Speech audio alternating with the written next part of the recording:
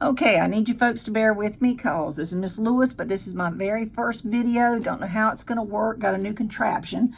But we're going to look at simplifying radicals.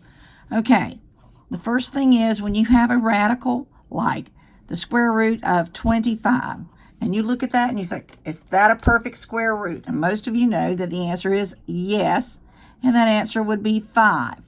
What if I asked you to find the square root of 18? Is that a perfect square root? And if you're not sure, you can go to your calculator and do second square root, put in 18, and you'll notice, no, it's not a perfect square root. So then I have two ways that I can decide to simplify the radical. Okay, so let's say that I want to do it by hand, and I'm going to do the escalator. So there's the 18, and I'm going to draw my first step. And I'm going to use one of the magic numbers. Do you remember what the magic numbers are? The magic numbers are 2, 3, 5, 7, 11. And they're magic because they're prime numbers. Now, sometimes we may have to use other numbers, but typically these are the ones that are going to work for us. So I'm going to try 2 because 18 is an even number. 2 goes into 18 9 times. Well, 2's not going to go into 18, so I'm going to try the next magic number that'll go into it, and that happens to be 3. And 3 will go into 9 3 times. I can't break any of those numbers down, so now I'm going to look for couples. Look at the top of your stairs, only right here, and you'll notice that you have a couple of 3s and you have a 2 that doesn't have a pair. So that means my square root of 18 is going to be, take the couple out, so the 3 comes out and the 2 has to stay in the house. So the square root of 18 is 3 square root of 2. Now if I want to try the calculator, I would go to y equals, type in the equation 18, so that's the number without the radical, divided by x squared. Then my next steps are to go to second table set. I need to start at 1. Then I go to second table. I look down y1 until it's as close to 1 as it could possibly be, and that happens right in there. Then I go back up to the first whole number, and that whole number is 2. Look across from the 2, and you read it, the x numbers on the outside, the y numbers on the inside. And so that would be 3 square root of 2, which is what we got here. Now, if I have something like 5 square root of 3 minus the square root of 3 plus 2 square root of 3.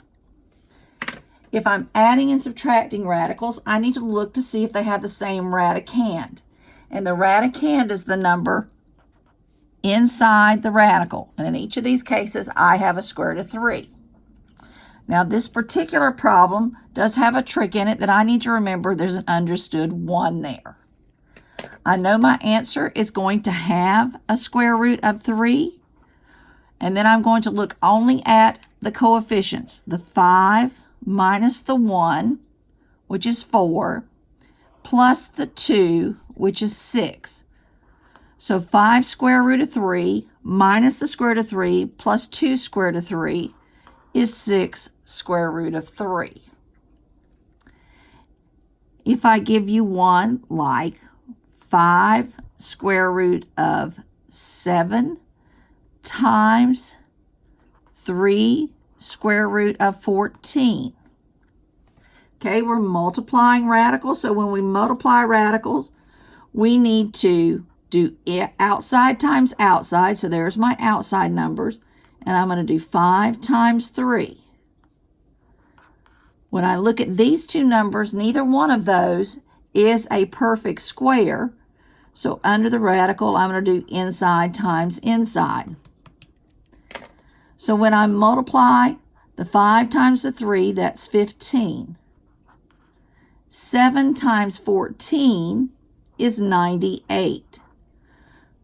Now, I might think I'm done, but I'm pretty sure I'm not. So I'm going to look at that radical and see if it's a perfect square. And if I've studied my perfect squares, I know it's not. But in case I haven't, or maybe I just want to check, I go to the calculator and do second square root 98. Nope, it is not a perfect square. So then I have to decide how I'm going to break it down. I'm going to do the escalator. And since it's even, I'm going to use 2. 2 goes into 9 4 times. It goes into 18 9 times. Can I use 2 again? And the answer is no. So I draw another stair, and I'm going to use magic number 7. And 7 goes into 49 7 times. Look outside your stairs. Do you have any couples? You do, and it's 7. So this gives me 7 times the square root of 2. But wait a minute, we forgot something. You remember that 15 right there? He's at the front. So that has to be 15 times 7 times the square root of 2.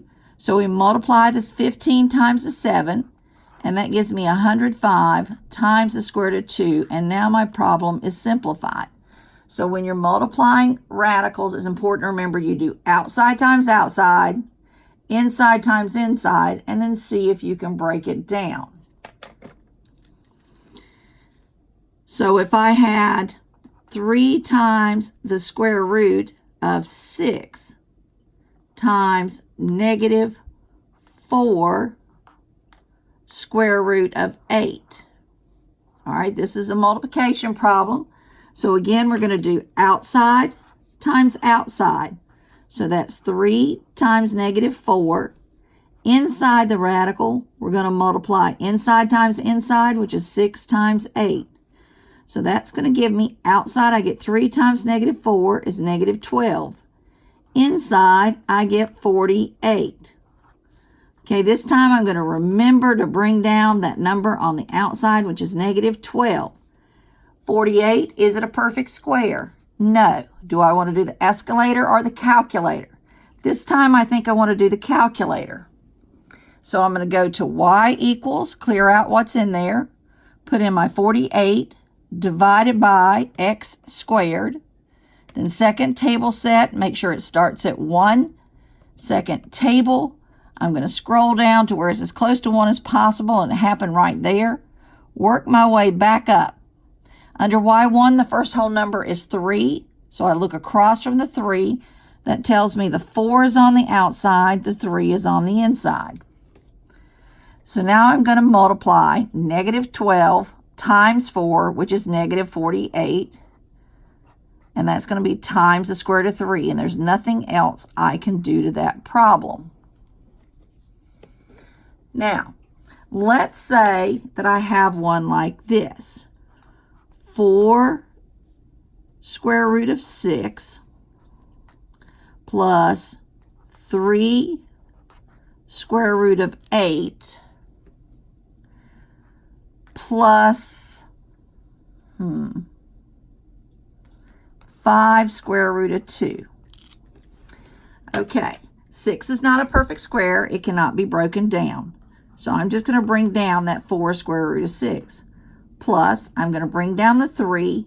And you're supposed to know by now that the square root of 8 is the same thing as 2 times the square root of 2. Plus, bring down your 5 square root of 2. So this is 4 square root of 6 plus 6 square root of 2 plus 5 square root of 2. Now, not all my radicands are alike, but these two are. So I can add their coefficients, the 6 and the 5. That gives me 11 square root of 2 plus the 4 square root of 6. Now, I know that answer is not pretty, but that's what the answer is, and sometimes that's A-okay. The last type of problem I want to show you is if I ask you to find the square root of a decimal number. All right, this number happens to be the same thing as This is tenths, hundredths, thousandths, 10 thousandths. So I'm really asking you to find the square root of 9 10 thousandths. Now, what I know about these is it seems like every time you have one of those on the test or a quiz, all you have to do is simply go to your calculator. You're going to press second square root, 0.0009, and take the square root of it. And look at that. Boom, yeah, you got 0.03. Okay, but I want you to remember why it works out like this, because this now is 3 hundredths, and if I took the square root of 9, that would be 3, and if I took the square root of 10,000, that would be 100. I hope this helps you a little bit with your radicals, and you have a good night.